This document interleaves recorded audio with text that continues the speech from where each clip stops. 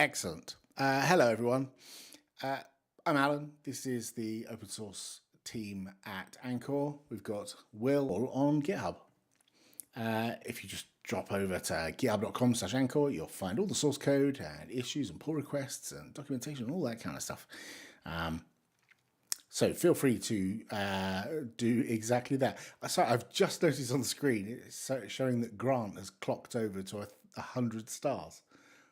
That's since last week. I'm pretty sure it wasn't 100 last week.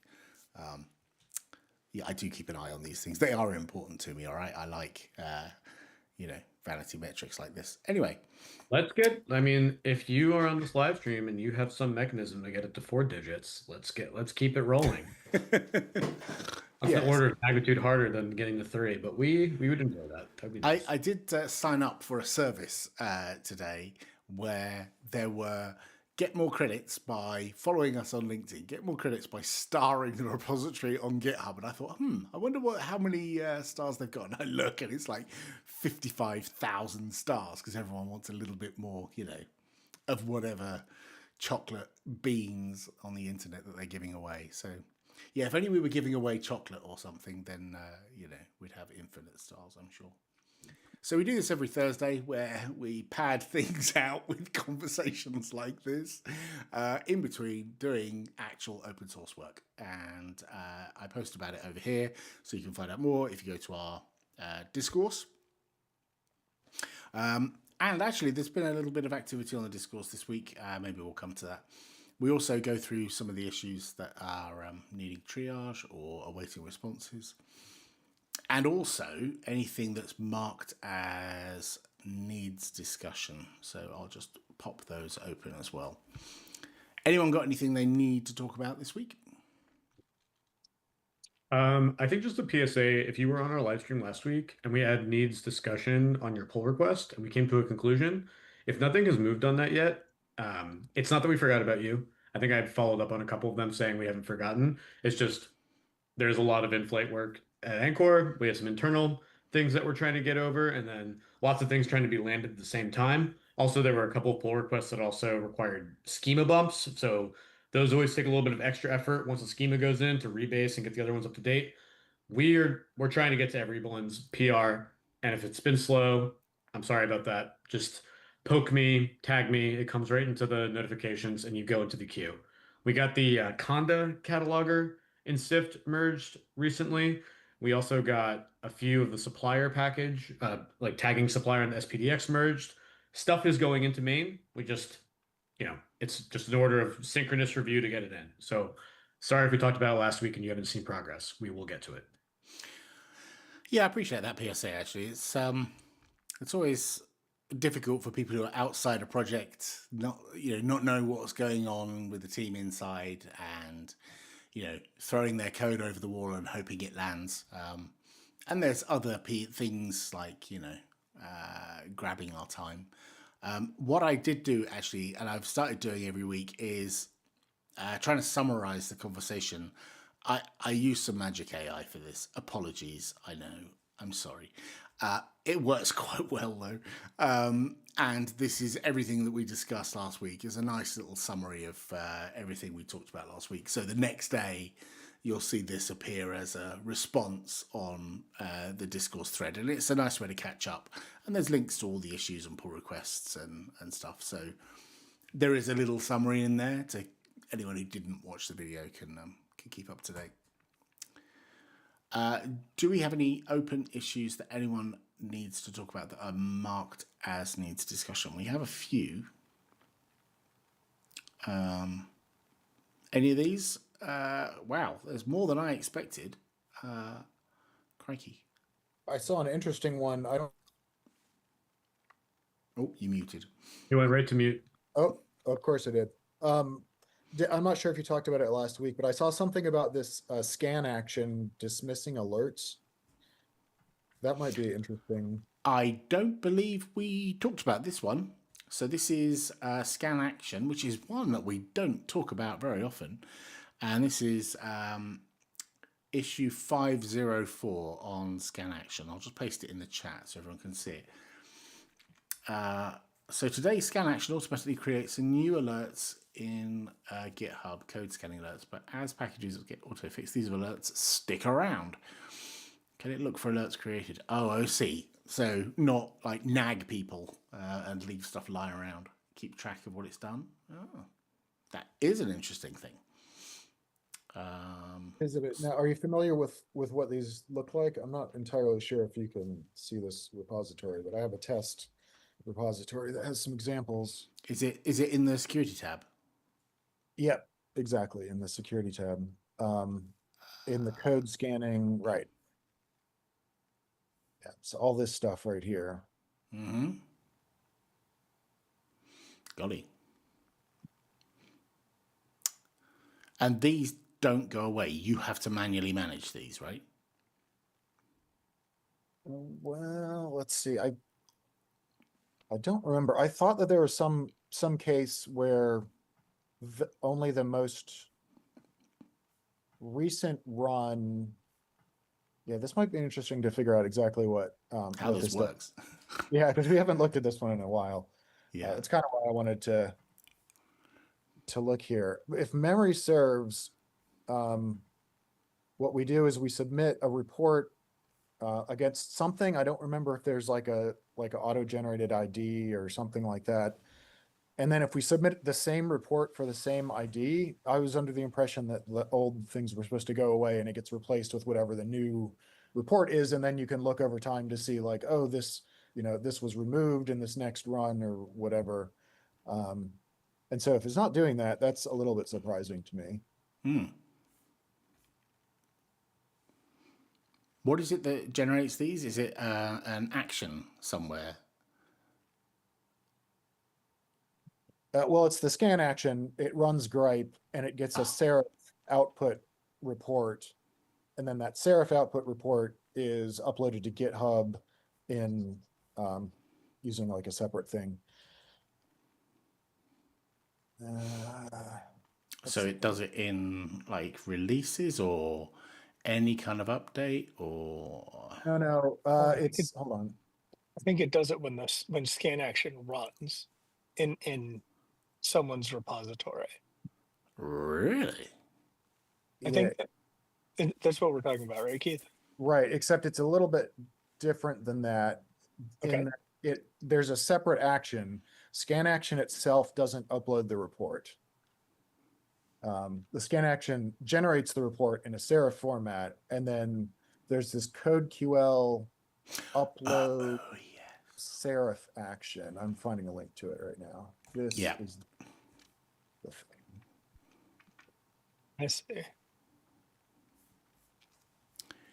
And so it sounds like CodeQL uploads Serif gives us a very easy way, if someone configures scan action to run and then this thing to run, they will generate all these alerts. So they will have like a GitHub UI alert for all the stuff that Grype found. But then running again doesn't clear the alerts from the last run. So we've got a very convenient way to add a bunch of alerts and not a very convenient way to remove them. Is that what we're looking at? That's what it sounds like. And I'm just wondering if this is just a configuration issue with this upload Serif action for them. See, there's like, if you look at the action YAML, there's an outputs Serif ID. Oh no, that's an output. Are there any inputs defined at the top of this file? Yeah, a Serif number. file. Wrap. Token. Oh, everything we were looking at was inputs. Sorry, I just hadn't seen the top of the file.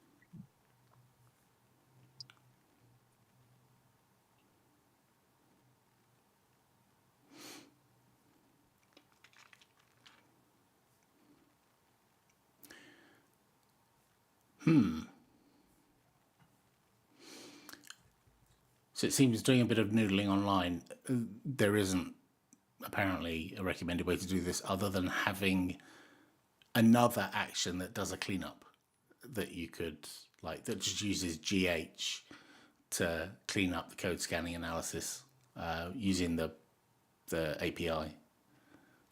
Yeah, I'm kind of surprised. Looking at all those assigned thingies, they were all associated with main. Like I'm just sort of, so it sounds like there's not really an update mechanism. There's just like a no longer found mechanism. And is this person running it on push to main? Or like is there a public repo where the person who's having this problem where we could go look at what they're doing in GitHub Actions? That is a great question. Let's see.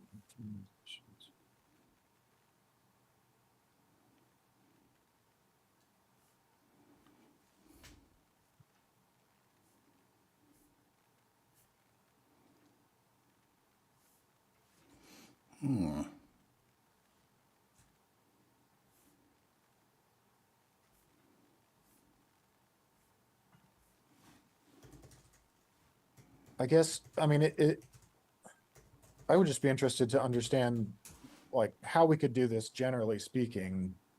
And if we could answer that, then maybe we could at least give them some guidance. So what you found, Alan, is basically people have some sort of a cleanup step that like They either use GH with the API to clean stuff up, or wrap that inside a GitHub action that does exactly that. Like let me get a link. Well, I don't know if this will clean up. No, this just cleans up all actions. It doesn't actually clean up the security stuff as well, which is, yeah. Yeah, it's kind of interesting. I wonder if we're like associating things wrong, because really, like if we're scanning a repository with scan action, like there's sort of like the particular commit in the repository is the thing that's affected, right? And that shouldn't like persist. I think, from my mind, what I would sort of expect to happen is that like every time main moves and we rescan, like all the alerts are dropped and recreated because it's a different artifact we're looking at. And I wonder, like, I feel like maybe we need to deep dive into the like GitHub Serif handling stuff. Maybe it's not really intended to be used on main. Like I could see using this on like I don't know if GitHub supports this, but I could see using it in like a release, right? Where it's like, that these alerts are associated with the release, or this PR would introduce these alerts. So I don't know. and I think It's you an can interesting one. you can filter the alerts by branch, so you can like upload kind of targeted things in some way. But I think that like the default view is just supposed to be giving you the things for main. That's what most people, I think, are supposed to be using it for. So like you said, I would expect if I push a commit to main, that SHA is the only thing that I would see results for in that page. And so it sounds like that's not how it works. And we basically would just need something that deletes anything that isn't the SHA for the current main. Like, would that be a thing that would accomplish, do you think, what they're looking for? Yeah, I think maybe so. Maybe so. I feel like we need maybe a little more research here. This thing Alan is showing us looks like it might do that. So Yeah, I just stumbled on this with a bit of googling. It doesn't look like it's particularly advanced. It just looks like something that a utility that someone decided to knock together because they've stumbled across the same kind of problem. well, and it looks like there's a suppression. It looks like so you generate a Serif file that suppresses previous alerts. I don't know. I don't know that Where did Grype that is go? going to do that because Grype doesn't know about previous Grype scans. So Right. That's the thing. I mean, all we're going to be able to do is just give you a current report. We could potentially compare that current report with some results from the GitHub API and, and take some action there. But that's just some script that's outside of, Grype's purpose, but maybe not outside of the scan action's purpose. The scan action, I've kind of often, thought it would be nice that we did that serif upload sort of just as part of what the action does by default if the user wants it, so they don't have to have an extra step. Yeah. And if Oh, we did that, sorry, go ahead. right. Yeah, that would be nice if we could make it so that like I know Zizmore, which is like a security tool that specifically scans GitHub Actions YAML, just has a like setting that's like, hey, do you want me to write to GitHub security events? And it needs the permission, and that's it. There's no like, put this in a workflow with another step that uploads a serif file manually. And so, yeah, I agree. I think this is a good like sort of notice from the community that we need to give a little more love to scan action. Scan action is really cool. But right now it's a very thin wrapper around Grype. And so it might be nice to have to have the functionality Keith was describing. I agree with that. Yeah, and I think if we did that, then we definitely want to take into consideration what this user is saying about stuff that's hanging around, and we almost assuredly would want to do something that would clean those up. I guess like my real question is like, what's the ideal behavior? And if we could figure out that ideal behavior, maybe we could figure out what we want to change in the scan action. I think a stab at the ideal behavior is just that like it's able to handle this in like a post run, like after it's generated new results. So like adds on to everything that exists, and then it just has like part like outside of its execution of Grype, it just goes in, identifies the authorship or like the posts, and like compares since it's running Grype, maybe instead of it being a thin wrapper around Grype, it does like Syft pipe Grype, because then we have record of the SBOM, and we can compare the artifacts in the SBOM to the artifacts that are on the alerts, and then it could be more intelligent about turning off the ones or dismissing the ones that it had created before. Or even it could go even further as like not dismissing not ones it created, but just dismissing alerts, period, like other ones. Because if it's finding what the true truth is, why not update all the notifications to reflect that truth? Or is that too heavy? Oh, well, I wonder, there's a lot of tools here where we can put the name. So like, I think we could, I think maybe the ideal behavior is because like, in a sense, every commit to main is a new artifact. So maybe the ideal behavior is that the scan action in its default configuration, like if it's running on push to main, it's like, okay, I'm going to nuke all the ones from scan action and then make new ones. Because there's no reason to suppose like old vulnerability reports about an old commit are doubly invalid because the set of vulnerabilities in the world has moved and the set of packages being scanned has moved. So I think, and I think that the issue also shows that the user expects the behavior that like, hey, it should just show the current problems, which I think is a very reasonable thing for it to do. Yeah, I think I agree with that. There certainly may be a nuance, but the end result, I think, like you said, is essentially it just shows you the current state of things instead of having any kind of historical data hanging around for any particular reason, based on like the latest commit in main. So I think we're working under that assumption, it seems like we could probably write we could do an actually fairly easy thing maybe, and change this action into a composite action so that it just uses that same upload serif step,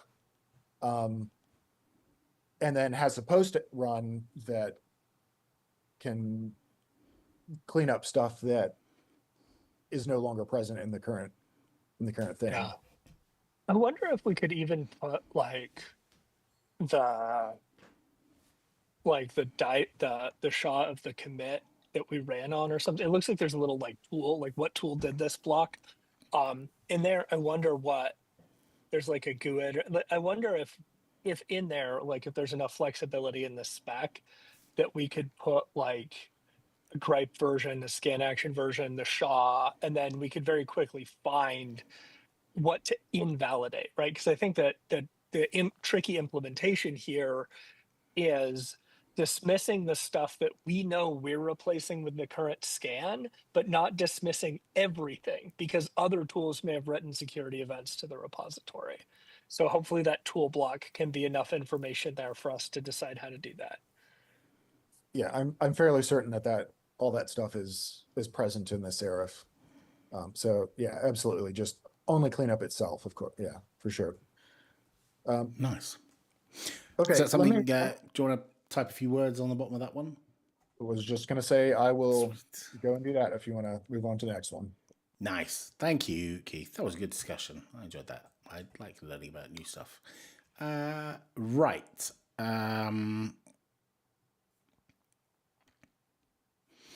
What's this one?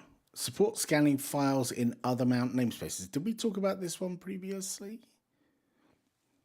We Remember, talked about UNC paths last time. With UNC paths, so that's like technically a different namespace or a different like mount, but not this, not like under proc.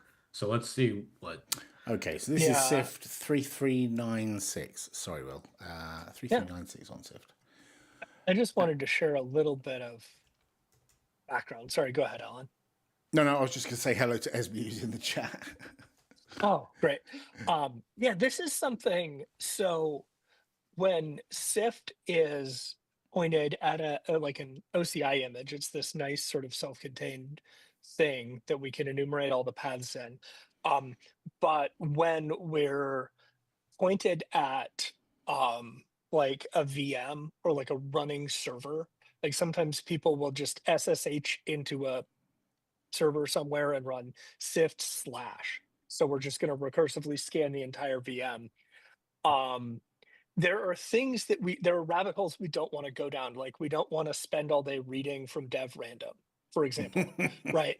And so there are like heuristics in Syft to say like, this is not a real path. There are not packages here. No matter how many bytes I read from dev random, even if it eventually looks like a package.json, I should not use it as a package.json, right? And there are other situations like that. And then where that comes up is sometimes when people have really specialized configurations, then those heuristics cause Syft to skip directories that really do have packages in them. One example I remember is someone was using, I think, NixOS in a very immutable mode. So like all changes were in tempfs. Like everything was in tempfs besides their like bootable image. So every time the system restarts, it's like back where it was. And Syft was ignoring tempfs because it looks like the sort of place where you don't find packages. So I wonder that anyway, this issue reminds me of that issue. And so I wanted the context that Syft has to, when pointed at a running system, guess which paths are in scope to some extent. And we might be guessing wrong here. That's my first impression.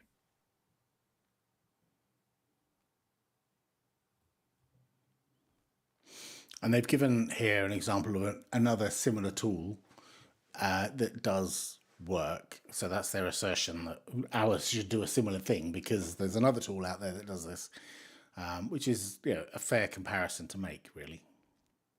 Can we try to understand?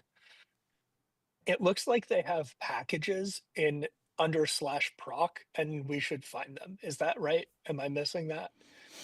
Well, they're trying to scan their home, and the only way they can get their home is under there.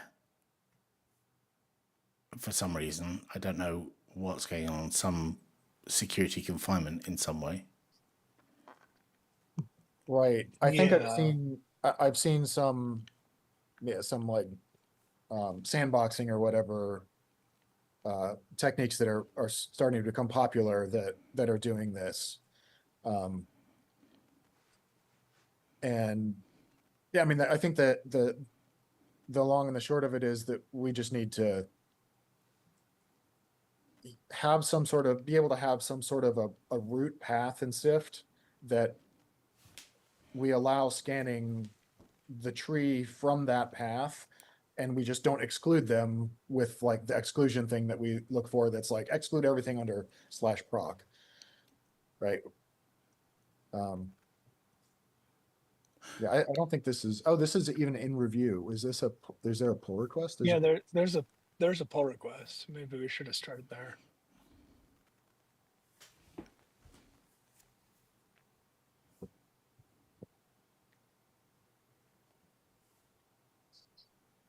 This is interesting because I think it says scanning files in other mount namespaces. I would have thought we already supported that, and that what's surprising here is we're disregarding because the mount type is like a procfs mount. But maybe we could take a look at the PR real quick.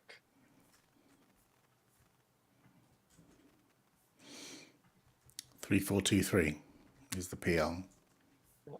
Sometimes it's very dry to look at PRs on air, so we will try to be sensitive to that. How much is there?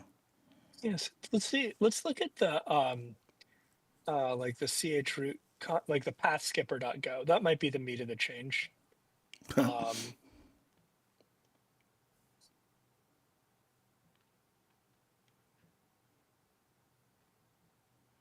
I see. So basically, this makes sense. So what the user has said is, normally if we're in a procfs, like, normally Syft does not look for packages in the procfs file system because files in there are things like the C groups for different, right? If you're on Linux and you do ls/proc, you'll see like folders for the process IDs of different programs, and you can see like the environment variables and an alias for their standard in and standard out, stuff like that. Normally, Syft doesn't try to read that because it's not a good place to find.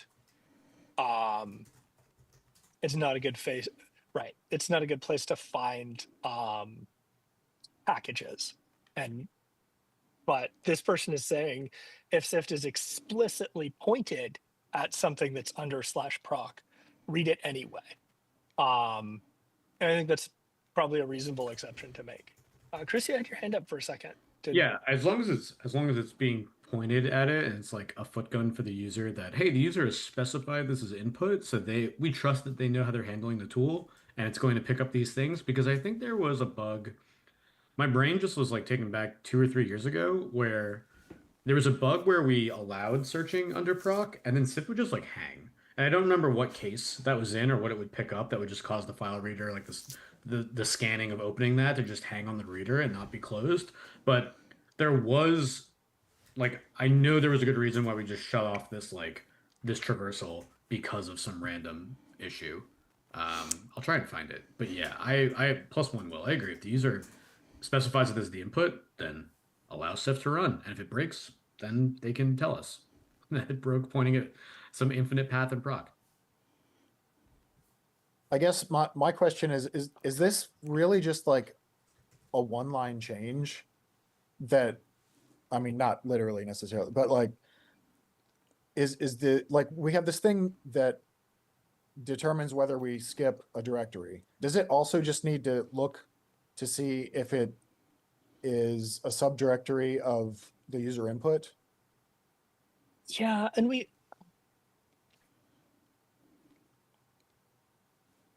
yeah, that might be some of that. I think we've also had like bugs where we're asked to scan us when the scan target is a symlink. there's some weirdness because you end up having to be really careful with cycles or with like the symlink that points you out to somewhere where, and you end up like recursing down a file tree that's really, infinite because it's circular or something.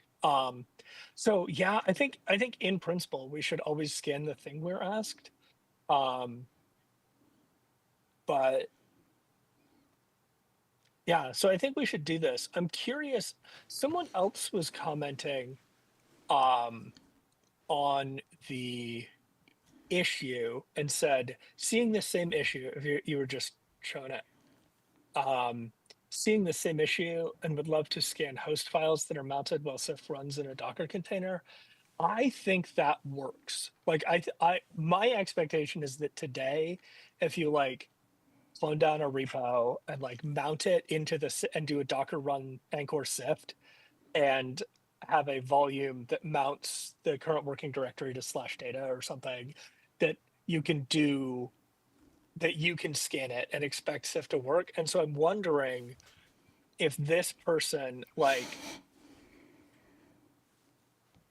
I'm wondering if the issue title is overly broad or if we're missing a test case, because I'm very curious what's happening to GitHub user Chris BMA there. I think either they have their Docker volumes slightly wrong, which is super easy to do, like getting Docker file system stuff is sort of notoriously difficult, or we have a bug we didn't know about. So I'd also be curious to follow up there.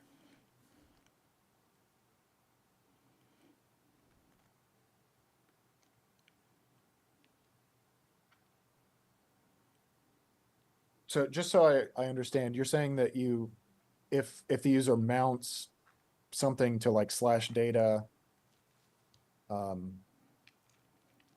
and that's a symlink to something. Sorry, a little bit lost. the symlink discussion was a completely different discussion. So there's a particular user sort of giving a very short +1 comment on here who seems to be describing a different issue, and I'm a little concerned about that. And I think it's just that they're running Syft in a container, right? They're doing Docker run Anchore Syft, which is supported. And they're not able to like cross mount namespaces or something. They're doing like I thought they were doing like Docker run -v, like doing a volume mount into the container, but maybe they're doing something else. It might be worth just pinging them and asking them what they're doing. And the comments hold, so we might never go anywhere. So I kind of got sidetracked by that comment.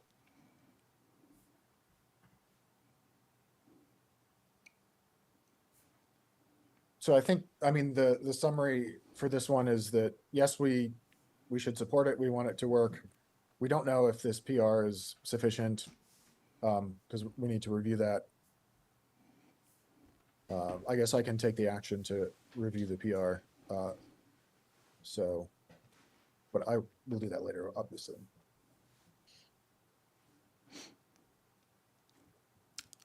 Super.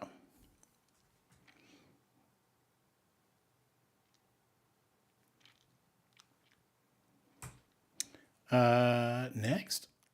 Nope. Nope.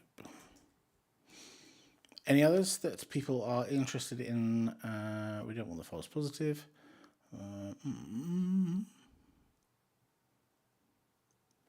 What's this? Provide a Perl in the root component of the SBOM.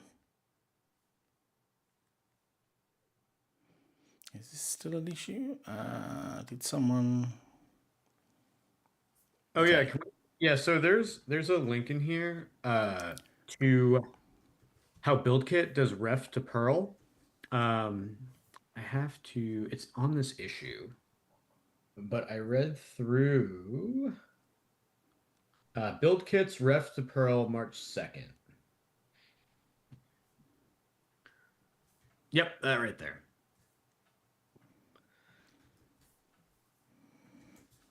So yeah, this basically would take the image reference, and if we have the platform information, we'd use that, to a package URL and put that at the like root component of the SBOM. And I guess my first question on this one would be, because I wanted to talk to Will about this one when I saw it, because you're looking more on the vulnerability side of the data sets. Do you see Perl's being associated with container, like vulnerabilities for certain containers, or because usually the pearls are associated to just the package that's inside. But if people make like a vulnerability record, they can obviously associate to a container if they want. It's just not as specific. Yeah. I think I think one of the I would love to see something like this. I can't speak to the vulnerability data side of it. But if we look at sometimes if you look at like there are software products where the sort of scope of the project is an image. So like one of the things you might think of is like something like GitLab or Grafana, right? Where it's like the sort of the official product is like a runnable OCI image. And it doesn't make sense to associate a vulnerability with like a random Ruby package that's in the GitLab Docker image. The vulnerable product is the whole image in that case. And I'm looking for I'm off in another tab looking for a CVE I can go look at different data sources in and see how they're representing that. So give me a moment. Good question.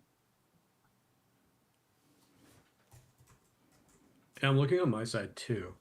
Um, so I threw Nate's discussion on this one only because I didn't have time also to track down if these Perl of top level containers to vulnerability data existed in the wild at the moment in specific vulnerability sets, or two, even if they didn't, it still sounds like a really like Syft is always trying to like show the most truth about a thing that it analyzes as possible. Not having a Perl for that root element, if there are well-defined ways, especially like in the build good side, to do something like that for a container image, seems just like a no-brainer to implement and to add into when we add that root level component to our SBOM, especially at the Syft JSON level, which is heavily focused on like pearls being added to all the things that we think we can be correct about adding pearls to. Apologies, I was kind of doing a different thing here, but we are generating OCI pearls for the container container components. But if we do like a directory scan, obviously we're not doing that. It's only for containers. So I guess I missed.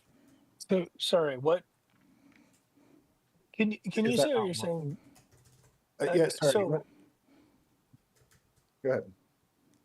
I think what this person is asking for, I think they're asking specifically about Cyclone DX, but I think as like a sort of top level root component in the SBOM, they want to see the image scanned as a Perl as a root component. And I think that makes sense. I think that's a good request. Given they're saying specifically about delivering SBOMs for your published products, so that was where you were going with there's a big blob that's got lots of different bits in it, and it's that blob that you're responsible for. That's the thing you're selling. So assign the issue to that blob rather than one library deep inside it.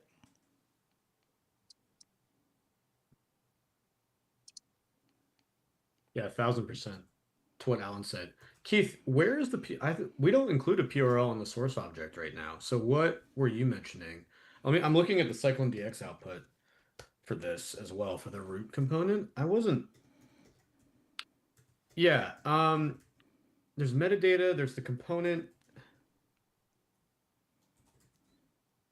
Even at the top level Cyclone DX for the top level meta component under metadata, we don't have a PRL associated to that either. So what Perl for Alpine latest did you see that we were creating, or like for any container that you scanned with Syft?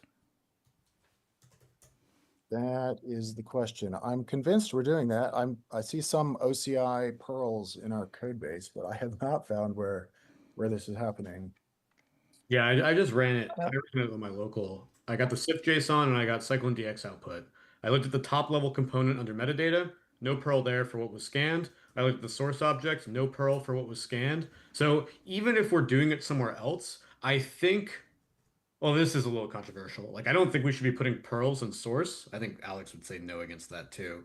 I don't know. I think I've asked him about that before. But where should it go in Syft JSON? Maybe let's Yeah. start. Well, and that's, Oh, I think, yeah. So I shared a vulnerability. It's not a super interesting vulnerability. I don't know anything about it except that it affects GitLab Community Edition, which is often distributed as like but if you scroll down to the CPEs, you can see like this affects GitLab, right? Which is a product, like an OCI image you can run.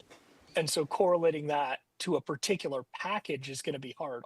And honestly, like if you scan a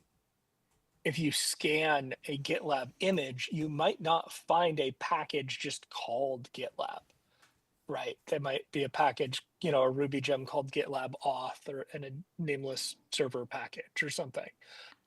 So I think this is an example of a type of vulnerability that it would be helpful to scan.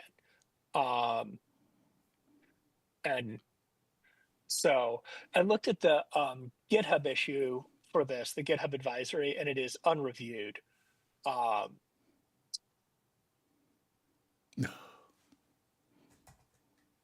But anyway, so Chris had asked me if there are CVEs like that, and I think there absolutely is a subset of CVEs that we would like to match against the image itself rather than a package in the image.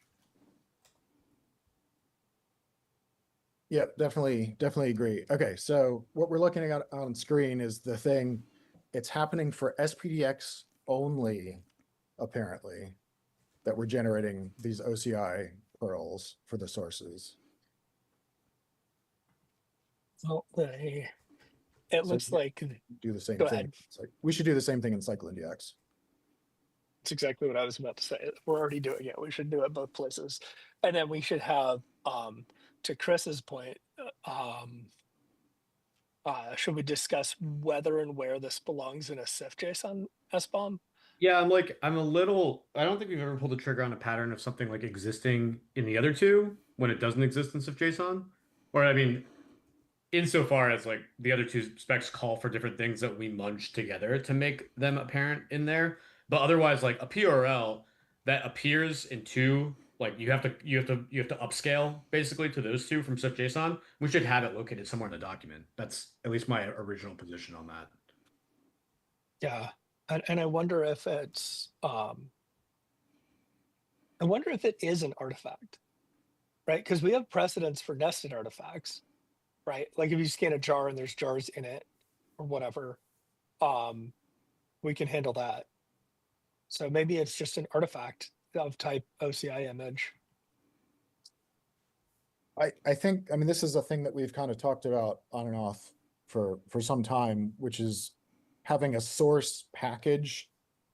And I mean, this is just another example of like, if we had a source package, it would have a place to put all the stuff that we are, we've patched in like the name and the version into special places, we patched in the supplier to a special place. But like, if we just had a source package, that would be like the place where we could put all those things, and then it would be consistent across all the formats.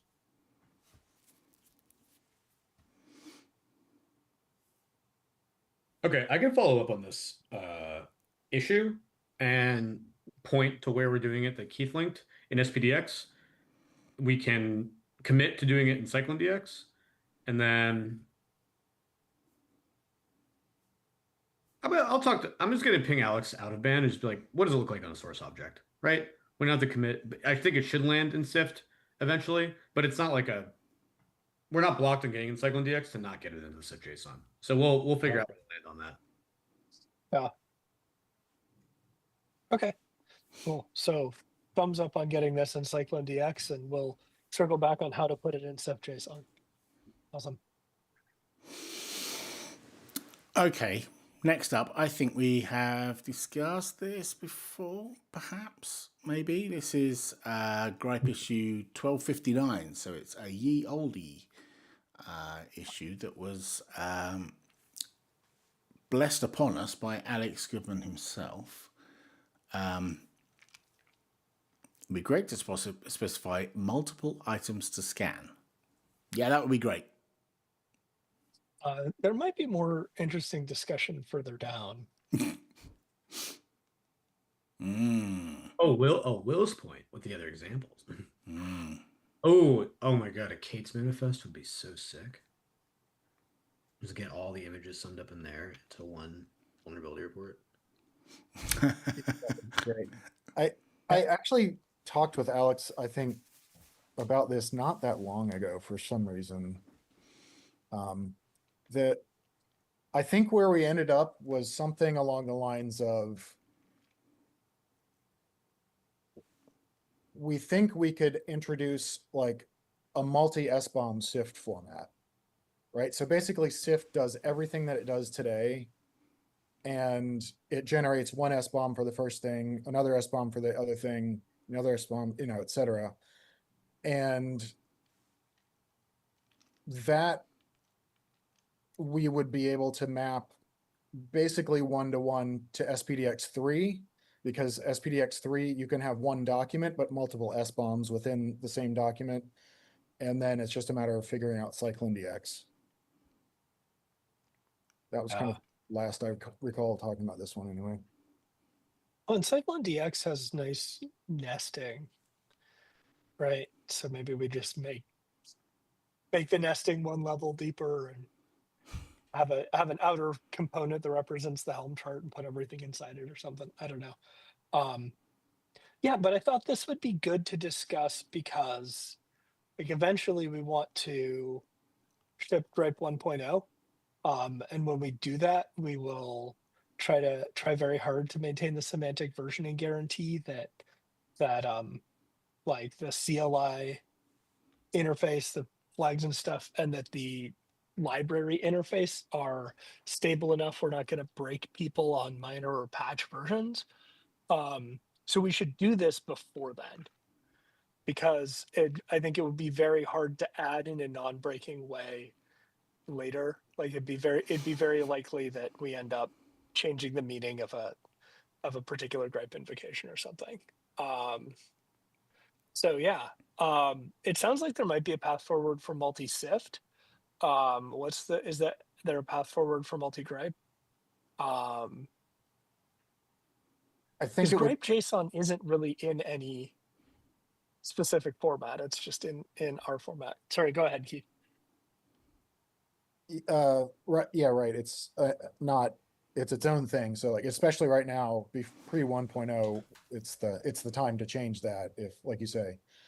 I think that it would probably make the most sense to, you know, to have a multi-SBOM format in Syft first and then follow what that one does. I think it would be really challenging to, I don't know, maybe that's not true.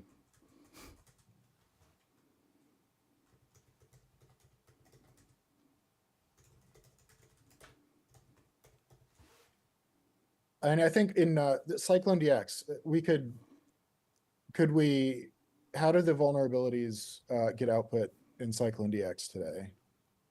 Or are they just like a flat top level list, or are they nested under components somehow? Does anybody know?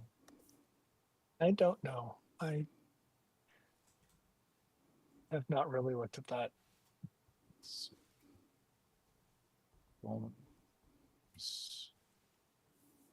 Yeah, it looks like it's just a flat list of vulnerabilities that reference components with bomb refs. So, I mean, I guess like then in that case, Grype could just output vulnerabilities. Right. We just have components, and CycloneDX already supports, right, components inside components. And so we just put every SBOM or image or whatever scanned as a component, and then we have components inside them for whatever we found in them, and then we reference them. We just have a flat list of vulnerabilities.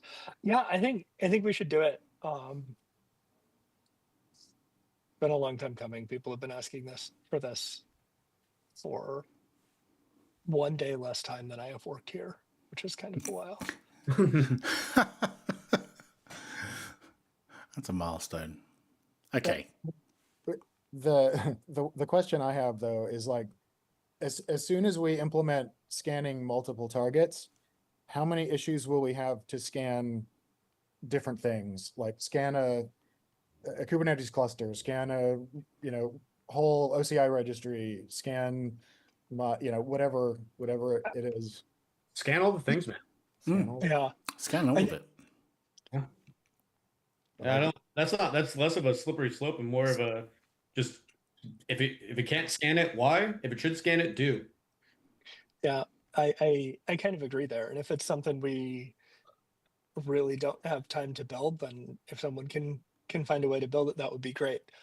I kind of want to relate this to the long-standing Syft and Grype discussion of dealing with huge numbers of packages, right? Because right now there's steps where like the whole results are in memory.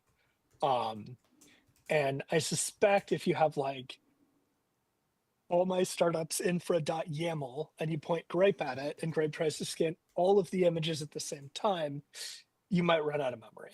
Yeah, Grype in that case, like with the naive approach right now, Grype would just go wide. It would go as wide as it could go, and then it would run out, and then you'd be sad. So we have some sort of ideas about basically having like a temporary SQLite database or some sort of on disk cache, so that as we're chewing through very large artifacts, we can page out of RAM.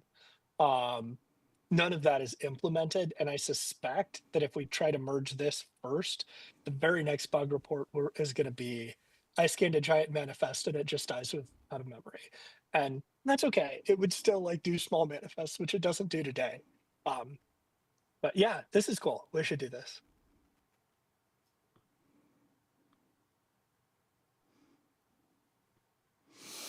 Right.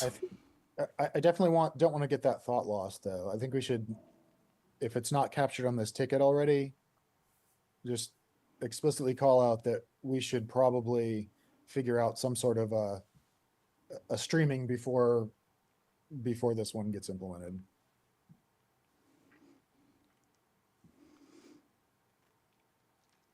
Who's going to write that? Oh, Is it going to be I can do a note. nice?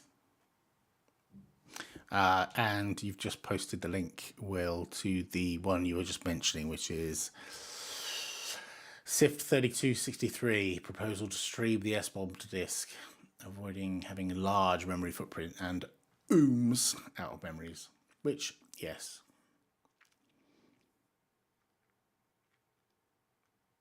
This is from Hairy Mike. Oh my God. Yeah. Oh, I remember we've discussed this in the past where they've got like a super enormous node with bazillions of packages and eating the machine alive while it's generating SBOM. Cool, thanks for that. Okay, we are close to the end of time and I don't think we've got time to pick something else up, and everyone needs to go and stand up and walk around the room or go and have a bio break or whatever you do before the next thing. Any last things we need to mention? Super. Thank you, chaps. I guess we'll see you again next week. And I don't know, maybe someone will have done pull requests for all these issues that we've talked about, and then loads of those to review. Who knows? See you all again soon. Thanks for watching, and see you next time. Have a great weekend.